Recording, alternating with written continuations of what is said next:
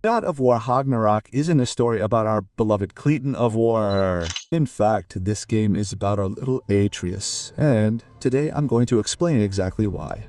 If you enjoy the Baldy Braze games, leave a like and comment what you thought afterward. It helps the channel a lot, you have no idea. If you played Ragnarok, you immediately noticed that Atreus has much more participation than in the 2018 game. He's no longer just a companion, he's the center of the narrative, and this becomes even more evident when we officially discover his identity. Atreus is in fact Locke himself. This title carries weight, responsibility, and destiny for those familiar with Norse mythology. 3 things he's not emotionally prepared to carry. After the events of the first game, Atreus has matured. His thoughts, actions, and responsibilities have changed, or rather, they should have changed. But it's important to remember that he's still going through puberty, and that affects everything. His impulsive decisions, the conflicts with Kratos. Man, there are moments in the game that are infuriating to see him insulting a god, literally someone who ruined Greek mythology. Because the character is going through such a complex moment, the way he deals with his emotions, and especially the desperate need to prove his worth marks the character in this game. Atreus is constantly trying to win his father's approval and often feels he's not enough. When he discovers his abilities and loses control by transforming into a bear, he takes the first big step towards the chaos of the prophecy itself. He almost kills Kratos, and then goes off alone in search of Freya and answers about who he really is. This is the perfect symbol of the character's inner turmoil. He's too strong to be just a boy, but too emotionally fragile to be a god. Atreus hasn't matured enough yet. He hasn't understood the responsibility of being a god and the curse his family carries. As we progress through the game, the arrival of the angry Boda is a crucial point. She's not just a guide, not just a friend. She's the emotional mirror that was missing in Atreus' life. She shows him that his future is bigger than he imagines. She shows him that his choices matter a great deal, showing it isn't necessary to live chained to the fear of disappointing Kratos. And of course she will probably be his romantic father when Atreus actually assumes the identity of Locke.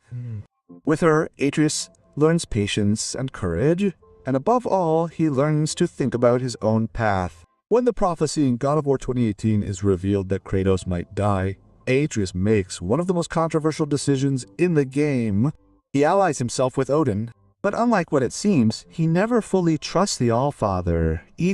Odin simply does something that Kratos never managed to verbalize to his own son. He shows that he believes in inertius. He places hope in the character's dormant potential. And this is very dangerous because in a way, Atreus sees himself blind. He sees himself embraced and fragile to be manipulated in any way. It's understandable that Atreus feels comfortable spending time with Odin because Atreus is getting what he lacks from his own father. He's a teenager in an identity crisis, trying his whole life to prove his potential. And Odin explores this perfectly.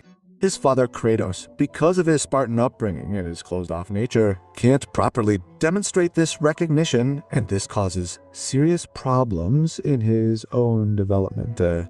Atreus gets into deadly situations, is impatient, impulsive, a brat, and is nothing like who Kratos was when he was younger.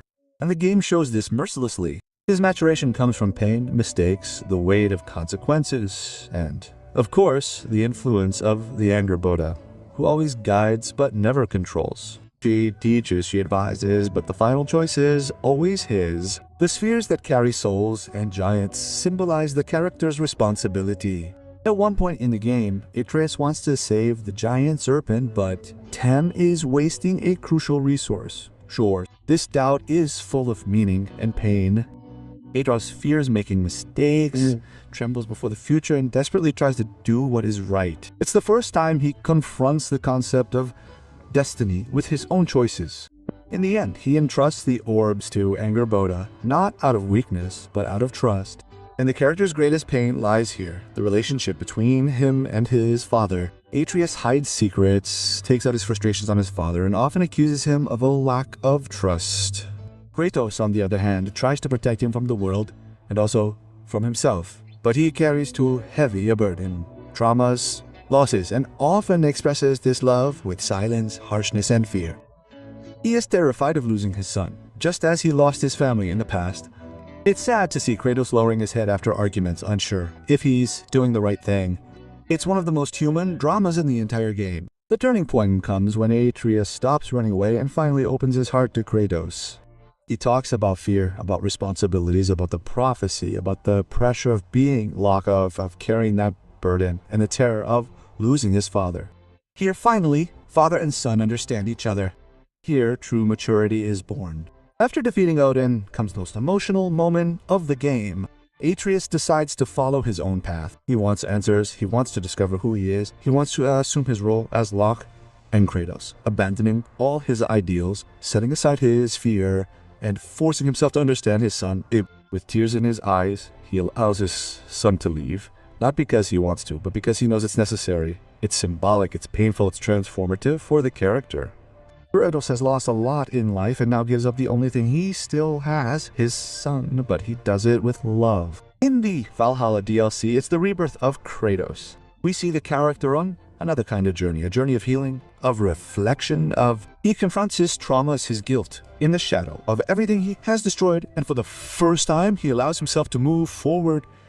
Accepting Atreus' departure is the first step in abandoning the violent Kratos of the past who remained in Greece, and embracing the man he always tried to be. Atreus becomes Locke.